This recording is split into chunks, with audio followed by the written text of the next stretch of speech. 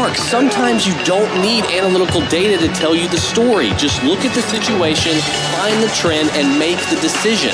Tyler Boyd's dipping production last year better correlates with Andy Dalton being off the field than it does with A.J. Green being off the field, despite public perception.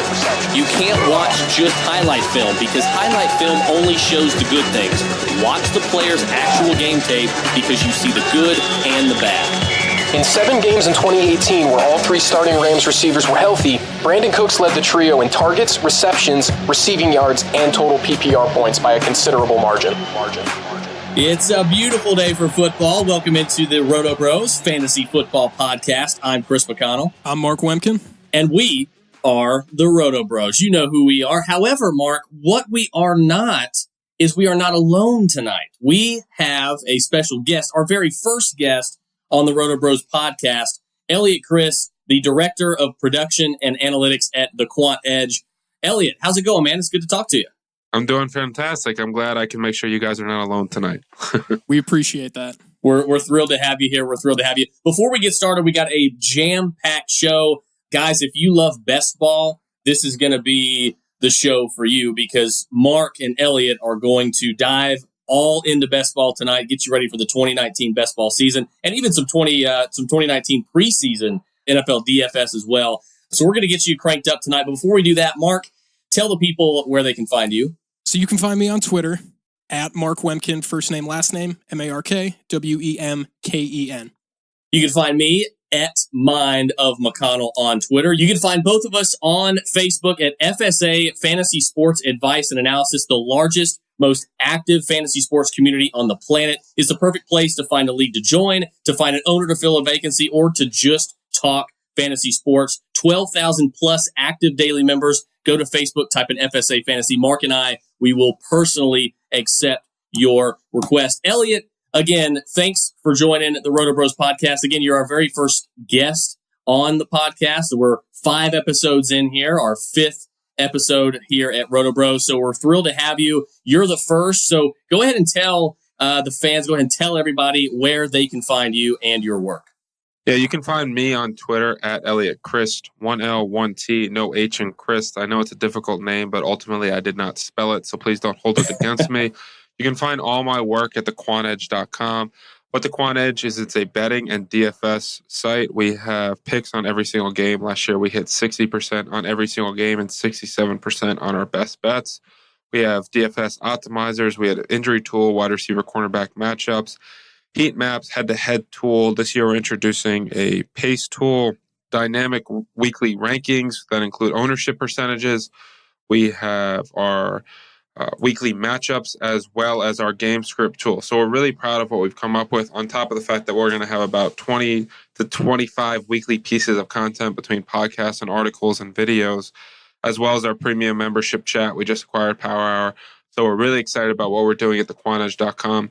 You know, we offer using the promo code Power Hour to either save $10 off your first month or $25 off your season-long pass. But, you know, if you just want to check it out and see what you like and whether or not it's worth the money, you actually you can sign up for a free week. You know, just go on the website, click try it free, and get a free week of TQE. And, you know, I'm pretty confident that you're going to like what you see. Excellent stuff, Eliot. Mark, we have more excellent stuff. Tell everybody what we have in this jam-packed show. This is going to be such a fun show because we haven't talked about best ball yet.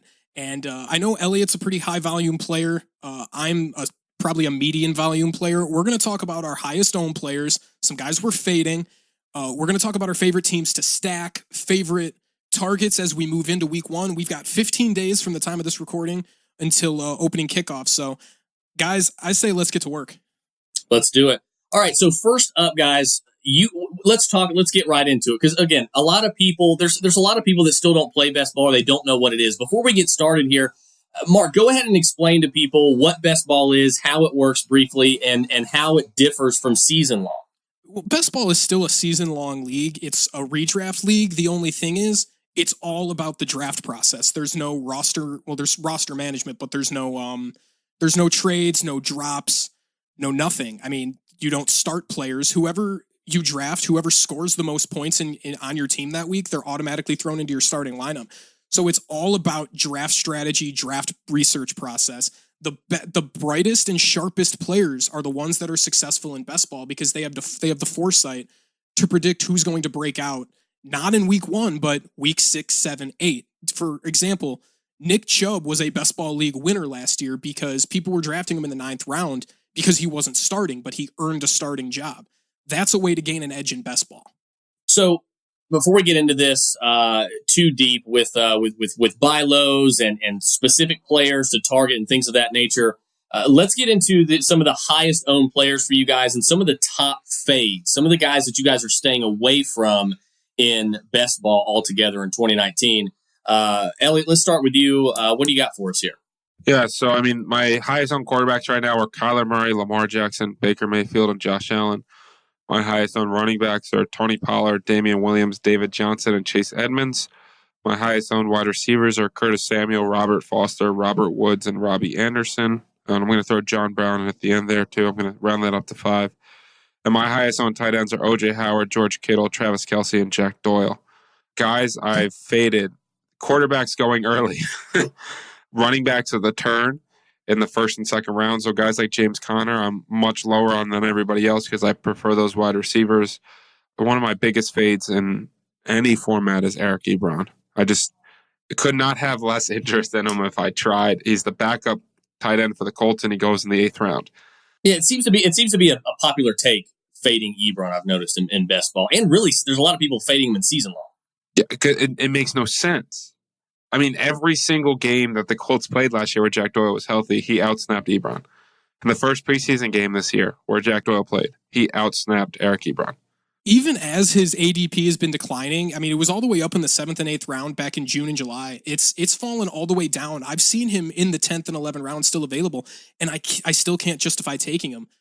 His usage, and not just his snap share, his target share as well, correlates with the snap share. It declined by 50% when Jack Doyle was healthy. He's been the biggest ADP fade for me all summer long. It's a little more encouraging to hear more people adopt that take. Yeah, listen, if backup tight ends, I have no interest in. I mean, Dallas Goedert will probably have a higher snap share than Eric Ebron this year. I could see that. With the amount of 12 personnel that the Eagles used, they ranked top 5 in 12 personnel last year. I could absolutely see Dallas Goedert outsnapping Eric Ebron, especially considering Indianapolis used a ton of 11 personnel. They're loaded at wide receiver now. They brought in Devin Funches. They drafted Paris Campbell. Deion Kane is healthy. We're assuming T.Y. Hilton is healthy. I don't see where the volume is going to come for Eric Ebron. Yep. I would much rather Jack Doyle in the 14th or 15th round, who's going to play 75% of the snaps in that offense. He's one of the things we'll talk about as this podcast goes on but one of the things people focus on so much in best ball is ceiling. But floor is important too. You kind of want to mix and match that. If you just have all high volatile players and just guys that you're hoping to boom every week, you're going to have a lot of guys that score 1 to 2 points on random weeks. And that can really... That's a huge risk. That's a huge risk. So if you can balance your floor and ceiling, and Jack Doyle is one of those guys that you can really do that with, I like that Jack Doyle a lot in the late rounds. He does have an 80 catch season under his belt with I believe Jacoby Brissett at quarterback. I think Josh Doyle's a sharp pick at tight end, especially where you can get him. As far as my highest owned players go, we do have some players in common. I have 15% Baker Mayfield right now. He's my 5th highest owned quarterback behind Mitchell Trubisky, Jimmy Garoppolo, Carson Wentz, and Sam Darnold. Speaking of Sam Darnold, I know you're a Jets guy. I am really excited to hear what you have to say about the Jets because I'm going to be the first to admit I'm insanely high on the Jets. I love Sam Darnold as my QB 2 or 3 in best ball. I'm pretty bullish on Le'Veon Bell. I have him ranked as my RB5 right now. And not as bullish as me, Mark. Not on Le'Veon. Chris, we're not talking about where you have Le'Veon Bell because it's embarrassing. But I'm also pretty high on Chris Herndon as well. You can't take him as your tight end 1, obviously, but as your tight end 2, when he's back in week 6 after the bye week, I think he has just about as high a ceiling as anybody from that point onward after, say, O.J. Howard and Hunter Henry are off the board.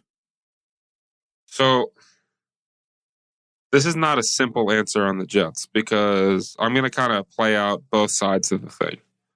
Number 1 is Adam Gase scares the hell out of me. And, he's been an incredibly slow-paced coach. And I think some of those stats can get overblown. I do think Sam Darnold has the weapons. And quite frankly, where he's being drafted, I think he's got a ton of upside. I really like Robbie Anderson. Like you mentioned, Chris Herndon's a very talented player. And if you can get him as your tight end 2 or 3 and you have a really solid first 5 weeks of a guy, Herndon's actually a pretty good tight end too.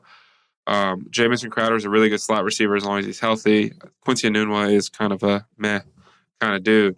I'm out on Le'Veon Bell this year in the first round. I don't think he's going to have the kind of volume. I don't think he's going to be able to have the same running style, and I don't think he'll have the same target share in this offense. One thing that I think is huge for Sam Darnold that goes overlooked a little bit is the Jets defense has a lot of big names like C.J. Mosley, Quinnen Williams, Jamal Adams, Leonard Williams. Their corners and edge rushers, I don't know if I can curse on here, but they are they're garbage, right? So that's the edited version, right? If we look at Tremaine Johnson as the number 1 corner, he was roasted last year. And right now he's currently out with a hamstring injury. We're looking at Darryl Roberts and Brian Poole. On the edge, we're talking about Jordan Jenkins and Yakel Polite.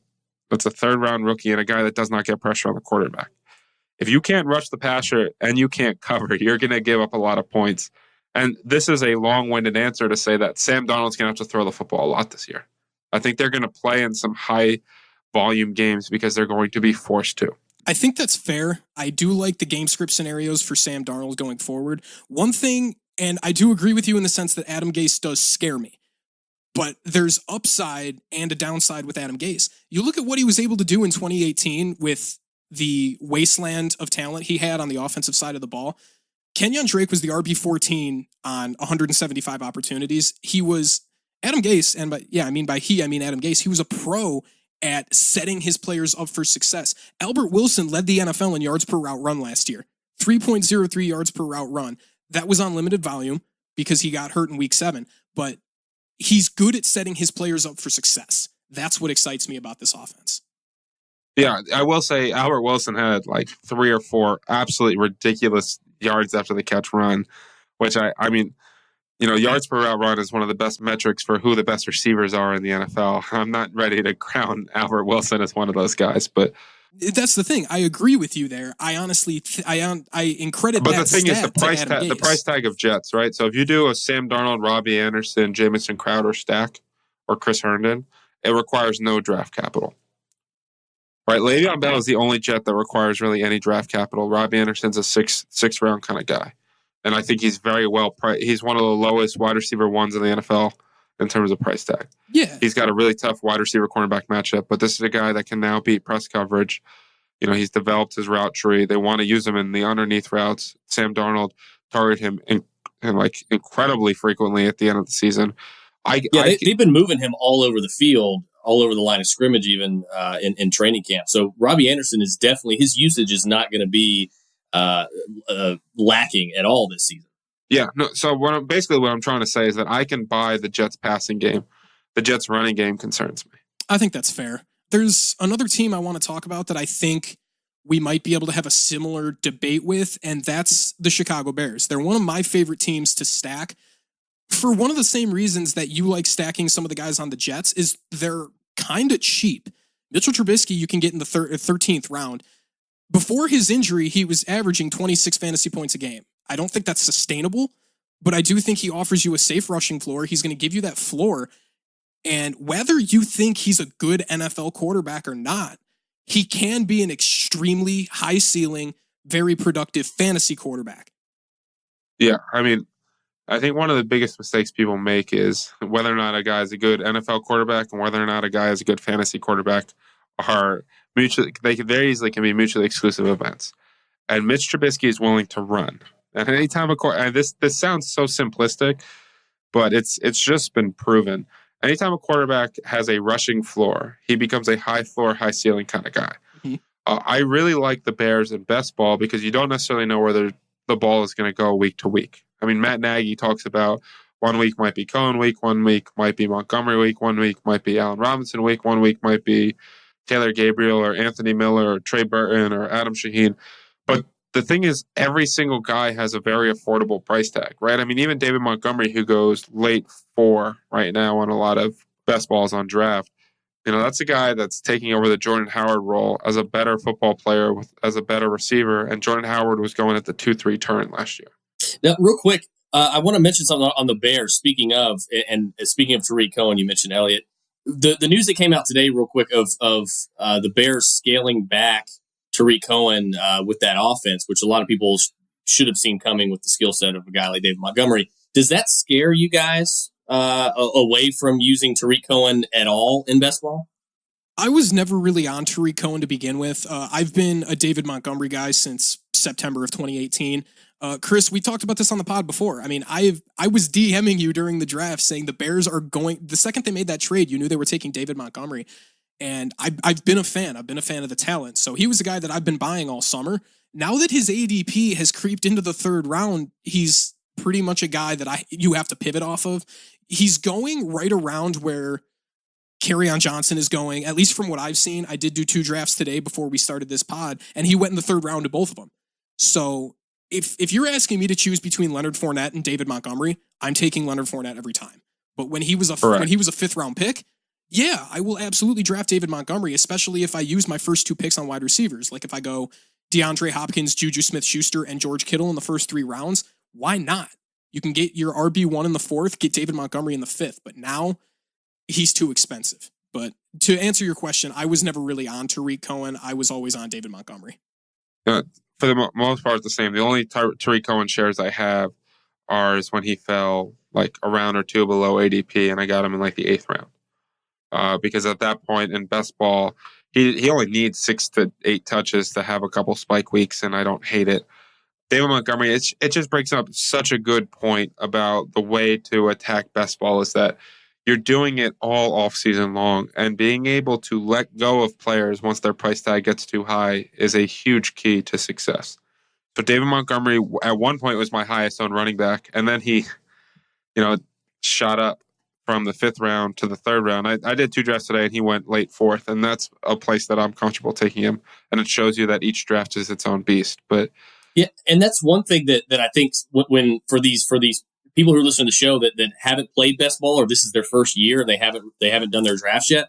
One thing that you traditional season longers need to remember is just what Eliot mentioned is you've got to be able to let go of some of these guys once that price gets high. Because Mark, one of the things we see so often from people who are used to doing season long drafts or season long leagues or traditional season long leagues, is they find a player that they love and they just latch onto them.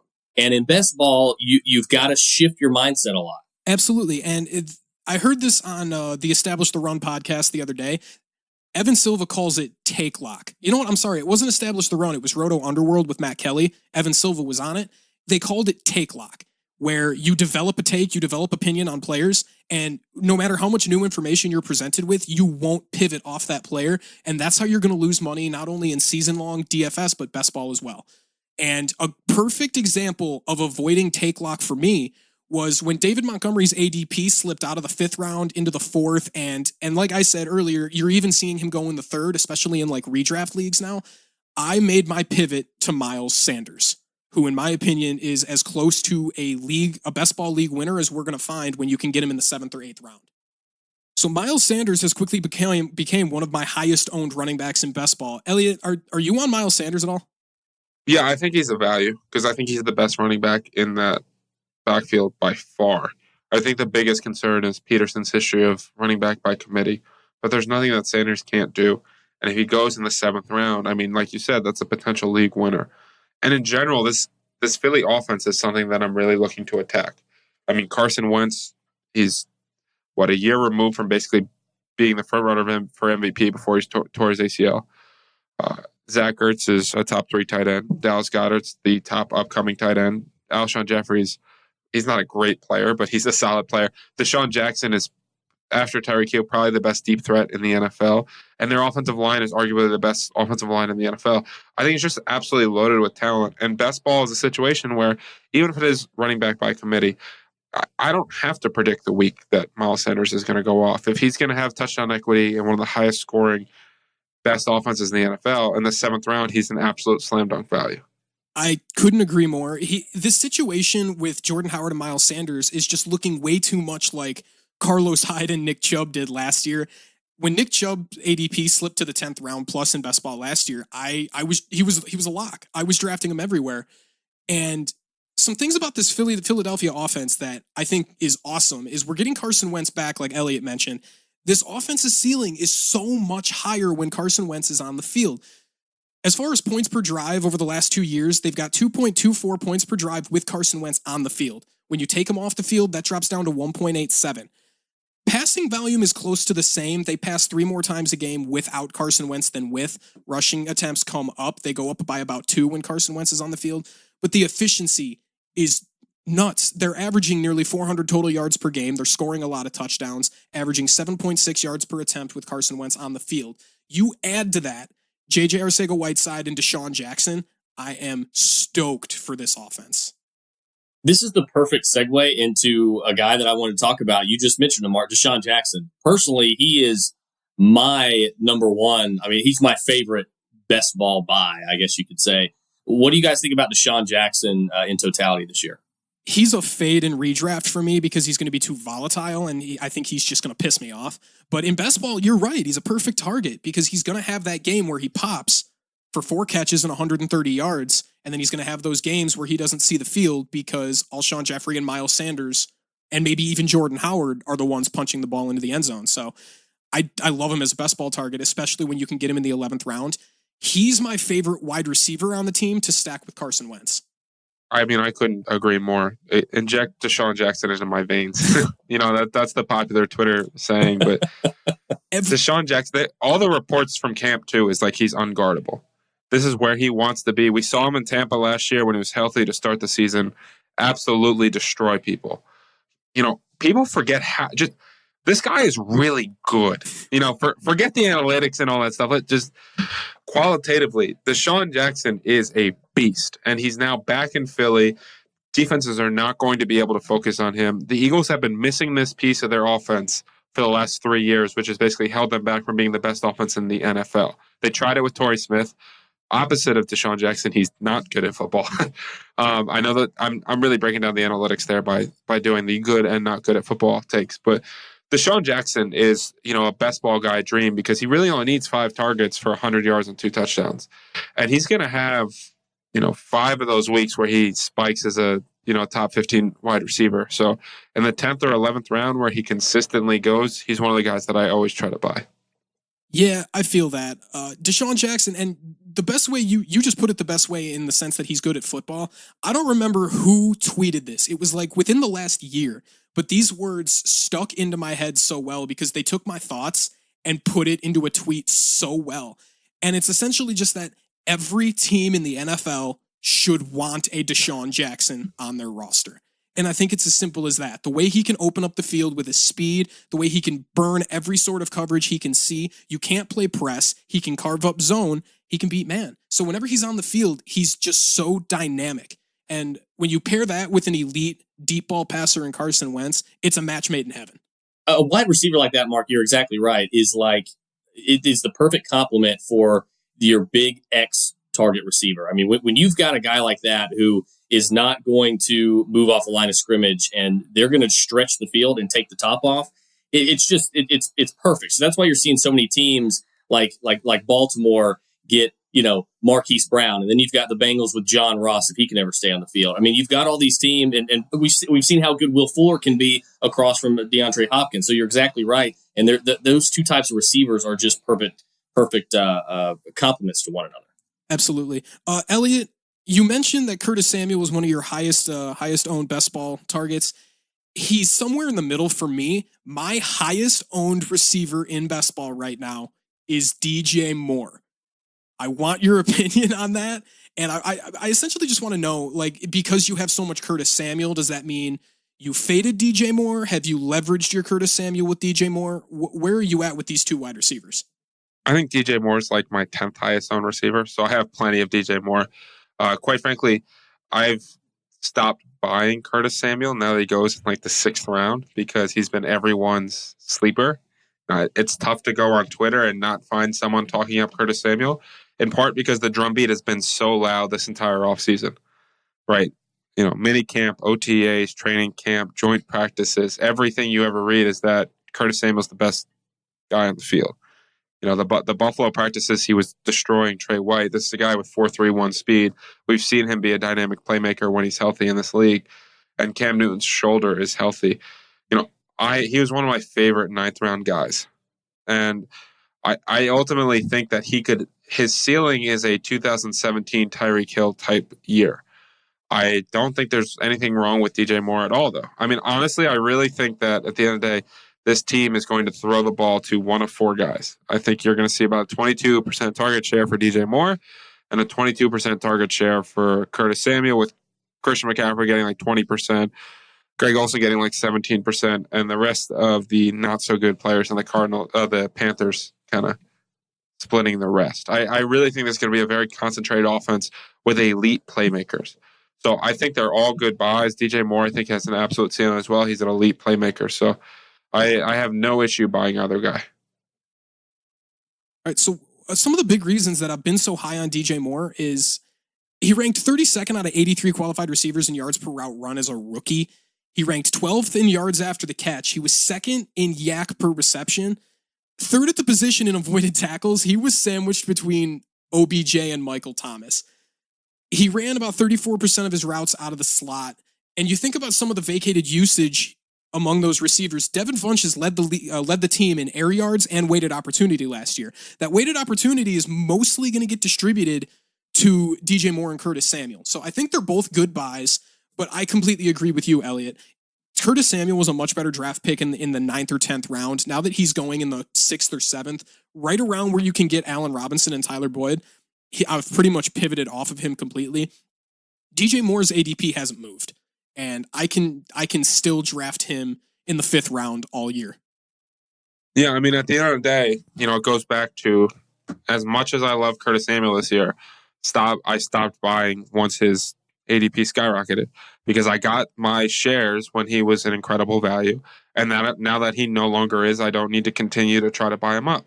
I like players at cost. I try not to just like players, and I think that's one of the biggest mistakes that people make. Like if you might love DJ Moore this year, but if I told you DJ Moore started going in the 3rd round, you'd probably be like, you know what, I got a lot of exposure in the 5th. That's good for me, and I can move on. Absolutely. And a big thing about that is fantasy football it's a stock market. You need to think of it as a stock market. Buy low, sell high has been the game in redraft for as long as I've been playing. I've been playing for about 13 years. And I've been reading those buy low, sell high articles on every fantasy website for years. And that is still true. It's still true in best ball, especially with one of my favorite wide receivers to draft, especially because his ADP should be a lot higher and it just didn't shoot up that much. And that's Tyler Boyd. Now that AJ Green is hurt, Tyler Boyd is going to see wide receiver 1 usage as we open the year. He was so good last year. 126 passer rating against zone when targeted, 128.9 passer rating when targeted against man, 112.2 against press. He was so good last year. 48.6 fantasy points over expectation. This was a breakout. This wasn't a fluke. This was a true 2nd or 3rd year breakout for Tyler Boyd. I think there's a couple points on Boyd. One is the stat about how he had a lower target share without AJ Green on the field is misused because Driscoll was the quarterback for a lot of it. 2, I think that ultimately Tyler Boyd is better suited as an NFL wide receiver 2 than he is a wide receiver 1. That's not necessarily a slam on him. There's only about 15 wide receiver 1s in the NFL anyway. But the Bengals said they want to keep him in the slot, so that's going to keep him with a clean release. It's going to keep him on not the top cornerback, so I'm not really that worried about it. And, one other thing is that first game against Kansas City when the starters were playing, every play, Andy Dalton dropped back and looked at Tyler Boyd. He's going to get a ton of usage in the first few weeks of the season. I couldn't possibly agree with you more. Fade the narrative that Tyler Boyd can't produce without AJ Green. I've got some nuggets here. I tweeted this out, didn't get a lot of love. Put it in FSA, didn't get a lot of love. It was like people just didn't want to hear this. Per game averages with Andy Dalton plus AJ Green for Tyler Boyd, he averaged 8.3 targets, 6.1 receptions, 77.5 yards. With Andy Dalton minus AJ Green, 7.7 targets, 4.7 receptions, 73.7 yards. Without both, 5.5 targets, 3.5 receptions, 45 yards. His efficiency didn't really dip all that much. And his target share stayed the same without both of them. It was the fact the Bengals were running fewer plays with Jeff Driscoll and no A.J. Green on the field. There was a game when they didn't have two of them where they only ran 44 plays. Jeff Driscoll right now is trying out at wide receiver on top of quarterback to try to make the team. That should tell you about Jeff Driscoll's ability as an NFL quarterback. Exactly. Now, we've been hitting on several wide receivers in a row here. There's two more that I want to throw your way naturally. So let's stick with the wide receiver thing. John Brown and Josh Gordon. Eliot, what do you see from these guys? Mark will kick it to you here in just a second on both of these guys as well. Give me John Brown, man. Whoo! Man, if you could design a receiver for Josh Allen, it would be John Brown. Right? I mean, Robert Foster was on pace for over 1,000 yards and 8 touchdowns. And I really like Robert Foster. I think it's a joke that he's not a top 3 receiver on that team. But John Brown is a better player than Robert Foster right now. And Josh Allen wants to throw it 50 yards down the field, or he wants to scramble. And John Brown is one of the best go route runners in the NFL. You know, if we look at his numbers with Joe Flacco in the first half of the year, we saw a guy that was producing wide receiver 2 numbers. This is a guy that consistently goes in the 13th or 14th round. He is the perfect best ball guy. He's the number 1 wide receiver on that team, and he is going to get a lot of spike plays, a lot of catches for 40 yards down the field. He is perfect for that Buffalo offense, where it might be a low volume offense, but his air yards, his A-dot is going to be off the charts, and I think John Brown found himself a perfect fantasy home. Hey, Mark, so and staying with John Brown here, a lot of people want to compare Josh Allen with Lamar Jackson. They want to compare the two. Mobile quarterbacks with big arms who aren't very accurate. That's why people want to compare them. I don't think they're comparable whatsoever, in my opinion. But that's another discussion for another show. Does that scare you at all? It doesn't sound like it scares Eliot, but does that scare you at all? And should it scare anybody else at all from investing in John Brown in best ball or in season long DFS or any format? Should that scare you off because we saw the drastic decline that John Brown had when Lamar Jackson took over last year? No, it shouldn't scare you at all because, like Eliot said, Josh Allen can throw a football over a mountain, and he's going to want to throw a football over a mountain to John Brown. Like Uncle Rico. Exactly. 7.44 targets per game with Joe Flacco for John Brown last year compared to 4.2 with Lamar Jackson. He went from 13.2 fantasy points per game down to 3.63. This is another match made in heaven, kind of like Carson Wentz with Deshaun Jackson. It's kind of like the poor man's Carson Wentz and Deshaun Jackson. But given that John Brown is a 14th round pick, he hasn't moved all summer. His ADP has remained constant. He's my 6th highest owned best ball receiver right now. I have 16% John Brown, and I couldn't be more excited about that. It's smoky season for me. So what about Josh Gordon? Is it Josh Gordon's season for either of you gentlemen? Eliot? I know. It was. I mean, listen. It was about 2 hours ago, and then all of a sudden his ADP skyrocketed. Best ball championship, I think he's my 2nd highest owned wide receiver. So I just kept grabbing him in the 18th round because I said, you know what, I'm trying to compete for $1 million. If he plays, you know, I'm killing it.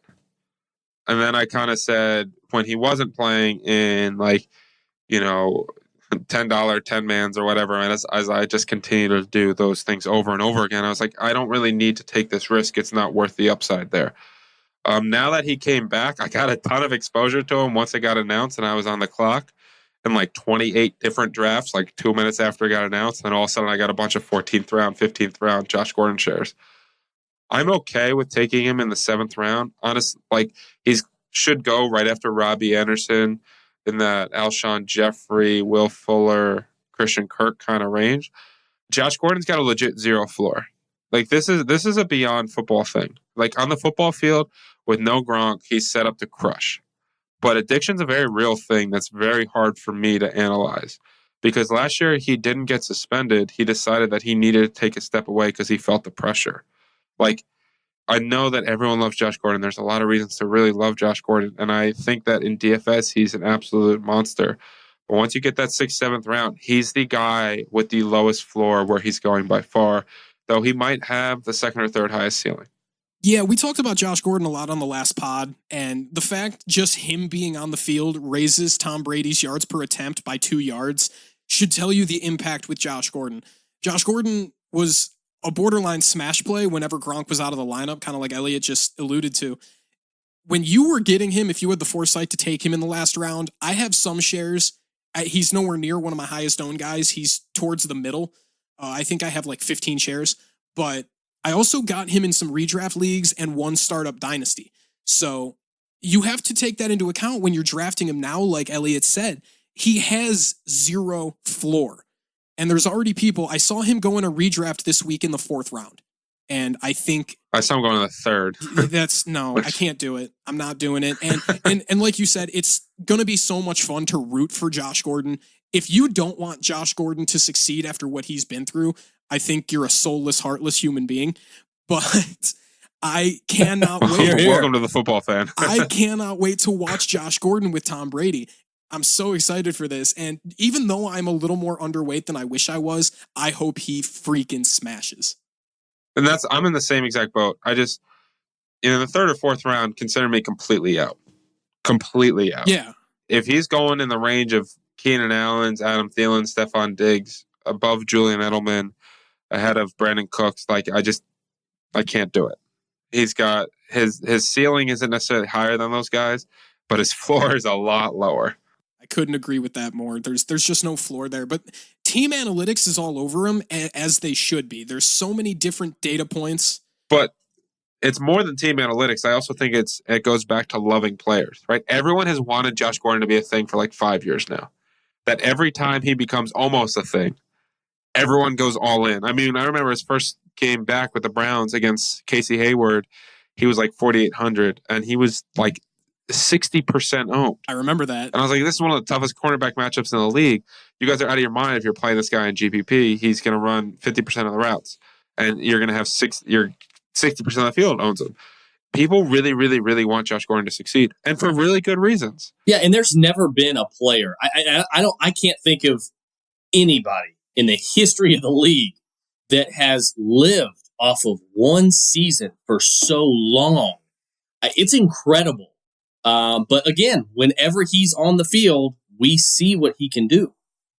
Yeah, because the talent's not the issue. If there was no addiction, guaranteed 16 games from Josh Gordon, he's probably a 2nd-round pick. He's probably right after the Juju Smith-Schuster, right in that Mike Evans range.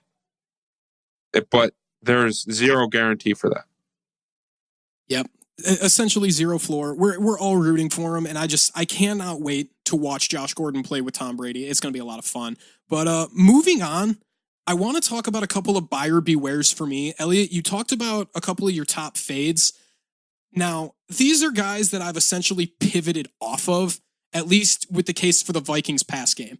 I have a lot of Stephon Diggs. I have so much Stephon Diggs in the 3rd round that I'm borderline uncomfortable with it. Kirk Cousins plays the 3rd toughest QB schedule per Pro Football Focus. He plays the Bears twice. He plays the Packers twice, who have a surging secondary. He plays the Cowboys, the Broncos, and the Eagles. His pass attempts per game dropped by 32.5 under Kevin Stefanski when he took over the offense. And you add to that the addition of Gary Kubiak as an offensive advisor. The team's passing volume is going to plummet compared to last year when they ranked 2nd in pass rate under John DeFilippo. Yeah, I mean, when we saw with Adam Thielen, right? He went from a wide receiver 1 to a guy that's averaging like 4.8 targets per game in the last 4 games of the season. They fell off a cliff. For some reason, they're like, hey, we're having a ton of success throwing the football in 2018. I think it's about time we kind of switch back to the run game. Unfortunately, you can't just have an assumption of rational coaching. It's something that gets people in trouble all the time. The biggest flaw in my game is the assumption of rational coaching. This team paid Kirk Cousins a lot of money. They have 2 elite receivers on the outside. Dalvin Cook's a dynamic guy out of the backfield. But they're going to run the football. And if you limit pass volume, it limits upside. So there's definitely reason to be concerned about the Vikings pass game. Yep. I was extremely high on Kirk Cousins going into the beginning of the summer. Like May and early June, I was soaking up Kirk Cousins in the 15th round. I did a little more research and I've pivoted to Jimmy Garoppolo. Unfortunately, I still feel a little overweight on this pass game. I have faded Adam Thielen. I have 2 shares of Adam Thielen in 60 drafts. Completely faded him. Well, spoiler alert, everybody. You know what Mark and I are going to be fighting about on the next show? The Vikings. But I don't want, that's the thing. I don't want to fight about Stephon Diggs and Adam Thielen because I love both of these players so much. I just think that if one of them is going to take a step back in the usage department, it's probably going to be Adam Thielen, especially because we've still got so much hype surrounding Adam Thielen. He's the one getting the training camp buzz. He's the one balling out in preseason, and he's the one with the higher ADP. Stephon Diggs saw 149 targets last year, caught over 100 balls, and he caught more touchdowns. I'm comfortable taking Stephon Diggs between the two. I'm uncomfortable with how much equity I have in this pass game now. So I've pivoted off of it completely. The only guy I'm drafting on that offense now is Dalvin Cook. Madison's one guy I'm grabbing late as a 0 RB guy. You know what? Yeah, I'm glad you said that. I have some Madison as well. I like him more as a last round pick in like a redraft league. I don't like him as much in best ball, but I do think he's got value. But I do love him because I love taking other people's handcuffs. And I've talked about that in FSA a lot. I don't draft my own handcuffs in a redraft league. I love taking other people's handcuffs, but I'm glad we're on the same page with that. There's two more buyer bewares I have. And the main one, and this is a guy that I'm actually super underweight on. I've essentially faded him up to this point. And there was a nugget tweeted out by Scott Barrett the other day that kind of made me rethink it. And I've drafted him in each of my last 3 best balls now. I'm talking about Marlon Mack. So you look at routes run per game, weeks 1 to 15. And again, this is per Scott Barrett. He tweeted this out. This isn't my data. Routes run per game, weeks 1 to 15. Mack, 12.6 to Nyheim Hines, 22.5. The last 4 games of the season, including playoffs, Marlon Mack was running 22 routes a game to Nyheim Hines 14. Eliot, I would love to hear your insight on this backfield. Yeah, I mean, listen, if you believe in the Colts, I think you have to believe in Marlon Mack because in games they won by 14 or more, this guy absolutely dominated in fantasy football. If he becomes the pass catcher in this backfield, he's going to smash his ADP. If he doesn't, he's going to struggle to match it. I do think he's going to absolutely have some crazy big weeks. You know, and even in the first week of the preseason, you saw him run most of the third down snaps with the first team offense, not Nyheim Hines. He's a capable receiver, but also, you know, the Colts head coach hasn't historically gone with the workhorse third down back role. So, to be honest, I don't think there's necessarily a clear answer. I mean, you saw Ben Gretsch of CBS and Evan Silva go a little bit back and forth today about the fact that there's a lot of gray skies here. You know, it's not necessarily raining. It's not necessarily sunny. I think it could go in multiple directions. So he's a guy that when he slips to the mid to late third, I'm comfortable grabbing after the Leonard Fournettes of the world. But I'm not going out of my way to get Marlon Mack. Yeah, I kind of went out of my way to get him in these last few drafts only because I had completely faded him. I had 1 share going into the week. Now I have 4. But that's also going to kind of work as a hedge with my Nyheim Hines exposure, who I actually do have a decent amount of. I've thought he was a decent value in the 13th round pretty much all summer. As far as yards per route run is concerned, I really don't know if Marlon Mack is it as a receiver. Weeks 1 through 15, 0.79 yards per route run to Nyheim Hines, 1.14. And then weeks 16 through 19, when he was running more routes per game, 0.10 yards per route run. He wasn't doing anything with his receiving opportunity, whereas Nyheim Hines still was, even as his routes run declined. So I think that's a fair take. It's cloudy. There's no clear-cut answer, and that's kind of why I'm hedging my Nyheim Hines exposure. I think whenever something is cloudy, you don't want to go overweight, but you don't want to completely ignore the situation either. Because I think one of the biggest mistakes we make as fantasy football analysts is assuming we're going to get everything right. And you could be the best in the world at this and get 60% of the things right and crush people. But you want to hedge, you know, at times. And you don't want to completely fade. Like you said, be underweight, that's fine. But Marlon Mack's range of outcomes this year, I think, is pretty crazy. I think it's more volatile than people are giving it credit for. I had him pegged as my notes and my rankings all summer. I had him pegged as game script dependent. So that's why that routes run metric kind of made me rethink some things. I bumped him up in my rankings a touch so I would get a few shares to hedge my Nyheim Hines exposure, but it's just not a backfield that I want to be grossly overweight on, especially with multiple parties. One more question about the Colts is Andrew Luck is officially a 10th and 11th round pick. Are you comfortable drafting Andrew Luck despite the injury history and despite the injury stigma that's surrounding him right now?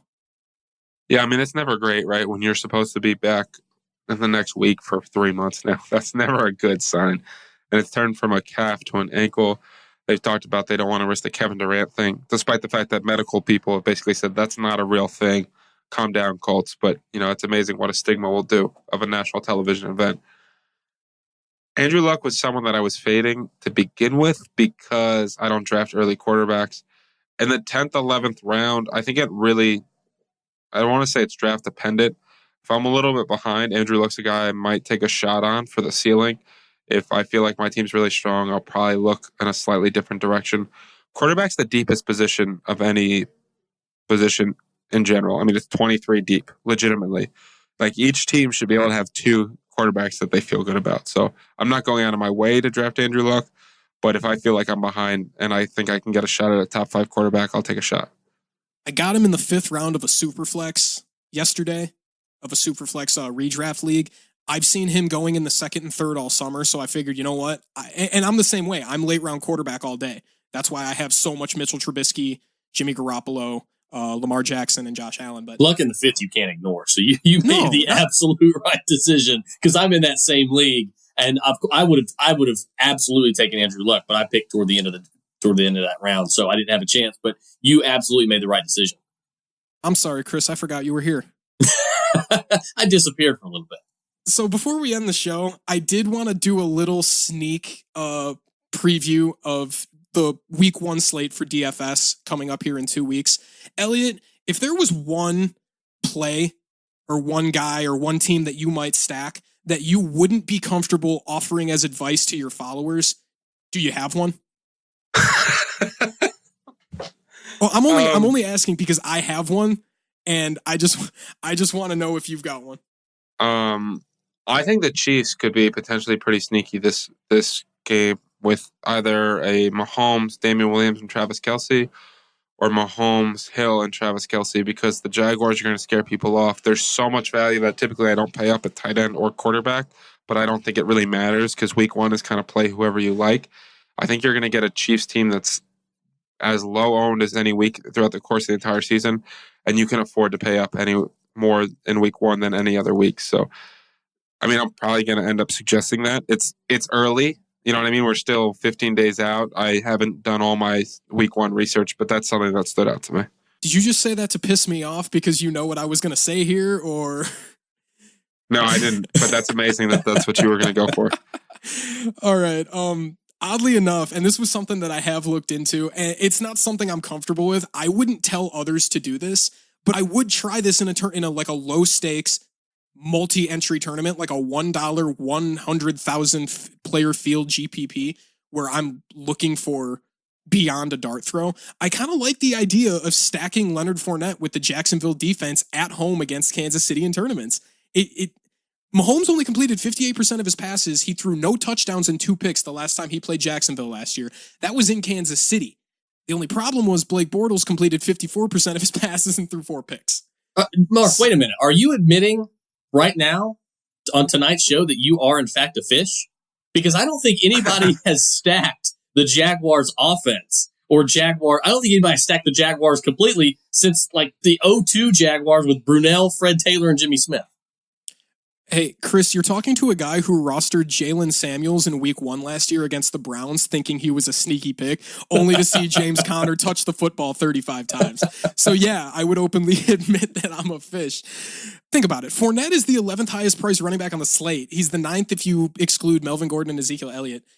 Jacksonville's DST is priced down to DST 18.